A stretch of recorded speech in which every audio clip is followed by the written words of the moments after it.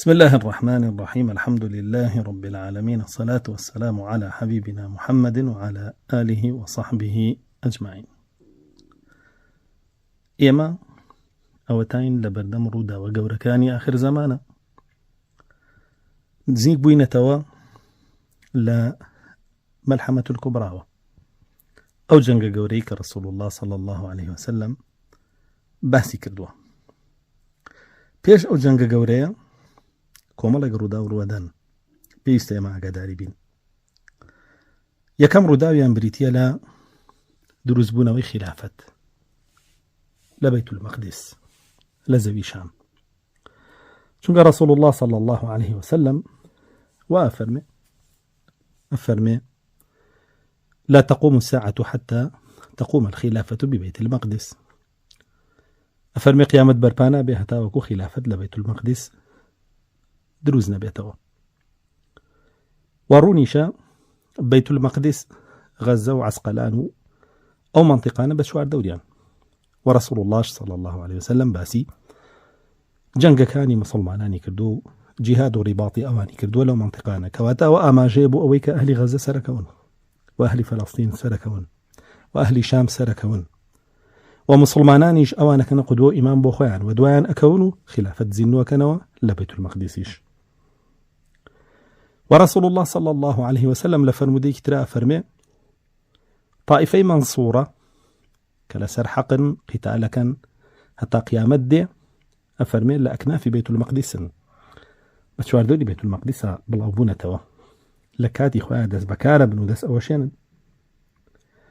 أما خالي يكما كأمري نزيق بوينة توا أروبدا كاوش بيش ملحمة الكبرى. خالي دوام بريتيا لويكا هر خلافة دروز بويوا يتربو ما لرزو بلا ومصيبة كانت تنطرب بنو زيادة من ودواء ويش كارا قورا كان ياخد رودا وقورا وقرنك كان لجهان دار ودن.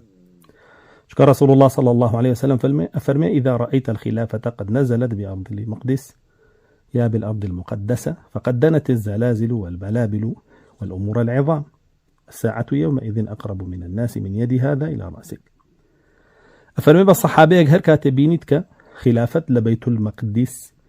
دامزرع، يعني أم خلافتنا كإسلا مدينة دامزرع خلافتي كوتاي كداء مزرعة ولدواي ملكي جبري لبيت المقدس. أفرمي وكاتا ضلني بيتر بوما لرزا كان دسبيا كان وبلا ومصيبة كان زيادة كان ونحامتي كان طن بنوا أو يجبو باكو بيسكردني خلقي سرزوي وبالفتكرني شاكا كانيا باشاني جا فرمي بابتا قورا كان رودا لسرزويا رودا وقورا وقرانا كان رودا لسرزويا أو كاتا هاتني قيامة نزيكا لخلقيا وبقدر دستي من لسريتو وابا صحابة كافرمي رسول الله صلى الله عليه وسلم. كواتا بيج ملحمة الكبرى بوما لرزو بلا مصيبة كان تنضبنو مسلمانان بالفتا بن. خاڵی سێم قسەکردنی دار و بەرد لەگەڵ مسلمانە و هەواڵدانی لەبارەی یەهودیەوە لە پشتیەوە کە بیکوژن ئەوە دوای هاتنی دەجالە نەک پێش با بڵێین مەلحەمەت الکوبرا نەک کاتی دروستبوونەوەی خلافەتیش لە بەیت المەقدس، بەڵکو یەهود ئەمێنێ لەو مەنتیقەیە و أهل إسلام باش أبن لقال يهود وغرب أو أبيني وأكبت دراسي إسلام بوزورك لأهل غرب مسلمان بن كبراسي كخلافتش دروز بيتوا كعمان خالي شوارم وقرنقة بيزانين كخلافة دروز بيتوا غرب وازناهن لمسلمان أمريكا وأوروبا وازناهن لمسلمان كفري عالمي وازناهن لمسلمان بردوام جنقل لقال بردوامية جنقل لقاليان ورونا شكا حديثك يا رسول الله صلى الله عليه وسلم كباسي ريكوتنيكو اقر بستيقك لنيوان مسلمانانو غرباها باسي اواكا كبيرجوا شرها شنكا فرميتو صالحون الروم ايه ولا قال الروم ريكا كون ريكوتنيكي مزاكا معناه ويا بيش اولا شرعا لحربا صلحا آمنا ئەمان بەدەسێنن بۆ یەکتری شەڕەوەستێنن دژی یەکتری کەواتە لەگەڵ دروستبوونەوەی خلافەتەوە لە پێش دروستبوونەوەی خلافەتیشە بەردەوام جەنگ هەیە لەگەڵ کوفری عالەمیە لەگەڵ ڕۆمە. ئەی چی وا ئەکا ڕۆم دەست هەڵگرێ لە دژایەتی ئێوە ئیتر شەڕتان لەگەڵ نەکە ئەمریکا و ئەوروپا دەرکەوتنی دوژمنێکی بەهێز کە هەم دوژمنی ئەوروپا و ئەمریکایە هەم دوژمنی ئێوەش ئەوەش ڕوونە کە ئەو دوژمنە ئەبێ دەرکەوێ چونکە زەوی بۆ خۆی ئێستا حالیان لە نێوان ئەو دوو جەمسەرە کوفریایە سیڕاعی لەسەرە. جەمسەرێکیان غەربە ڕۆمە بەنی ئیسحاقە کە فەرمێت تەکون هودنة بینەکم وبين بني إسحاق يا بني الأصفر لرواية ترى وجمسريكي تريشان روسيا والصين وهاوبي معنا كان يانا لإيران ولواني تر جا قنجي أو جنجة لنيوان أم جمسرو جمسرة كي ترابي مسلمانان صلح لقل كي كان سرتا لقل جمسري بابلين أوروبا وأمريكا هي أنا جنك لقل أوان صلح كان دواتر بيكوا لقل جمسرة كي تر أجنجل بابي فرمودەکان بێ ئێمە بە تەخمین واڵێ چونکە ئەوەندەی بزانین سین لەو پەڕی ئامادەکاریایە بۆ گرتنی تایوان ئەمریکاش ئەوروپا بە هیچ شێوەیە دەستبەرداری تایوان نابن و ئامادەن جەنگێکی جیهانی بەرپا بکەن لە پێناو پاراستنیە سینیش ئامادەیە بەرپای بکە لە پێناو گرتنیە بەڵام چاوەڕێیە ئەمریکا و ئەوروپا غافل ببن بێ ئاگا ببن لەپڕ بدا بەسەر تایوانە ئەمە ڕوونە بەچای خۆمانە سایبینین بۆیە زۆر احتیمال هەیە دوژمنە مشتەڕەکەکە سین و هاوپەیمانەکانی بن لە رووسیا و ئێران و ئەوانی تر و ئەم دوژمنە مشتەڕەکە کە سینە خۆی ئامادەکە بۆ گرتنی تایوان حەزەکەم بزانن لە ئێستاە تایوانێکی بچکۆلەی دروست کردووە لە ناو سینە بەردەوام بە جوندیەکانی تدریبی لەسەرەکە چۆنیەتی گرتنی بۆیە پەلامەردانی تایوان لەلایەن سینەوە حتمیە ئینکاری لێ ناکرێت و ئەو شاری تایوانە کە دروستی کردووە ملیۆنان دۆلاری تێچووە ئامادەکاری ئەکا بۆ ئەوەی کە سبەینە جوندیەکانی ناردە ناویەوە بزان چی بکەن و چۆن بیگرن و چی نەکەن و بەردەوامیش تهدید و تهدیدکاری هەیە لە لێوان ئەوان و ئەمریکایە بۆیە ئەو جەنگە ڕوئەدا سین تایوان ئەگرێ و فرسەتە هێنێ لە بێئاگابوونی غەرب بە مەشغوڵبوونیان بە موسڵمانانەوە بەڵام دواتر غەرب ڕێگەکەوێت لەگەڵ موسڵمانان و هێرشەکەنە سەر سین لەگەڵ هاوپەیمانەکانی وە لە ناویانە بن تا ئێرە ڕوونە چونکە ڕەسوڵ الله صلی الله عليه وسلم فەرمێ ئێوە سەرەکەون بەسەرەوانە فتغلبون عليهم ئێوە سەرەکەون بەسەرەوانە بەڵام دوای ڕۆم غەدرەکەی چییە ئەمریکا و ئەوروپا ئەبینێ زۆرێک لە ئەمریکیەکان و ئەوروپیەکان موسڵمان بوون ئەوە بێتاقەتیانەکە کە ئێستا حالیان بەهۆی ئەحداسی غەزەوە و بەهۆی جەنگەکانی ترکە دروستیان کرد لە ڕۆژهەڵاتی ناوەڕاست و بەهۆی مەسئلەی ئەفغانستانە و بەهۆی زۆرێک لە مەسائلەکانی ترکە لە عالەمە غەربتیایە چۆکی دادا و دۆڕا لوتیشکە تاکی غەربی دیراسەی ئیسلامەکە و بە فەوج دێنە ناو ئیسلامەوە پۆل دێنە ناو ئیسلامەوە و ئەوانەشی کە لەو پێش نەزڕەیەکی خراپیانە بۆ لەسەر ئیسلام و مسلمانان وردە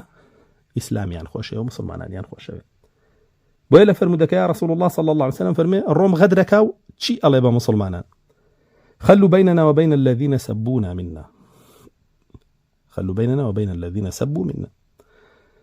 ئەڵێن مسلمانانی ماقی ئێوەمان نییە وەکو عەرەب و کورد و تورک و فارس ومان عاقی ئێوەمان نییە ڕێمان بۆ چۆڵکەن با ئەوانەی لە خۆمانن و لێمان هەڵگەڕاونەتەوە مسلمان بوون ئەوانە لە ناو بەرین بەڵام مسلمانان بە موقیفە بن بە هیچ شێوەیە ئەوە قبول ناکەن بۆیە ئەڵێن سوێن بە ئەڵڵا بە هیچ شێوەیە ڕێتان ناین دەستبەرن بۆ برا مسلمانانەمان ڕۆحی ئێمە لەگەڵ ڕۆحی ئەوانە ئەوەش ئاماژەیە بۆەوەی کە وەلا ئەو بەڕا زۆر بەهێزە بێتەوە لە ناو مسلمانانە بەڕادەیەک مسلمانێک لەو سەری جیهان مسلمانێک لەم سەری جیهان ئامادەن خۆیان بەکوش بدەن لەسەر یەکتری ئەفەرمێ رسول الله صلى الله عليه وسلم غەدرتان لێکەن کەمە توانین بڵین خاڵی حوتەمە غەدرتان لێکەن و لەژێر 80 ئاڵایە بۆتان کۆ بنەوە هەر ئاڵایەک 12,000 کەسی لە ژێرایە کە 960,000 جوندیەکە غەرب دێ بە 960,000 جوندیەوە خاڵی هەشتم بێ ئاگادار بین ئەم جەنگە بەچەکی پێشکەوتو نییە بەچەکی ئاساییە دار و بەرد و ئاسن و بابەتانی تر وەکو ئەنشتاینی ژەڵێ ئەڵێ زام جەنگی جیهانی سێم بەچەکە پێشکەوتوەکانە بێ بەڵام دڵنیام جەنگەکانی دووە ئەو بەچەکی ئاساییە بێ بەدار و بەردوئاسن و ئەو بابەتانی تر. واگە دیقەتی فەرمودەکانی ڕەسوڵ اللهش بین صلی الله عليه وسلم کە باسی جێشەکەی مەهدیەکە فەرمێ شمشێرەکانیان و تیر و کەوانەکانیان هەڵەواسن بەدار سەیدونەکانە وەکە باسی یەئجوج و مەئجوجی ژەکە ئەفەرمێ بە تیر نیشانە لە ئاسمانە گرنەوە و ئاڵێن کەسمان لەسەر زەوی نەهێشتووە تیرەکەیان ئەگەڕێتەوە بۆ لایەن خوێنی پێوەیە ئەڵێن ئەهلی ئاسمانیشمان کوشت و لە ناومان برد. بۆ ئێمە ئاماژەیە بۆ ئەوەی کە ئەم جەنگانەی دوای جەنگە یەکلاکەرەوە گەورەکە ئیتر بە چەکی ترە بێ چەکی ئاسایی. بۆیە ڕەسوڵ الله صلی الله عليه وسلم ئەفەرمێ لەو کاتەیە ڕۆم کۆ ئەبنەوە بۆتان لە ژێرە و هەشتا ئاڵایە کە 960,000 جوندین لەکوێ داوەزن لە مەرجی دابق لە حەلەب کاو جێگایە مەرجین ذی تەلول وەکو هاتووە کوردستانی سووریایە و ڕوون و ئاشکراشە کە ئێستا ئەمریکا و ئەوروپا دەیان بنکەی سەربازیان لێ کردوێتەوە زۆر گرنگی پێدەن. بۆچی گرنگی پێدەن؟ معسکەری آخر زمانیانە لەوێ کۆ بنەوە. ئەی مسلمانان لەکوێ بنەوە کۆ بنەوە ڕەسوڵ الله صلی الله عليه وسلم فەرمێ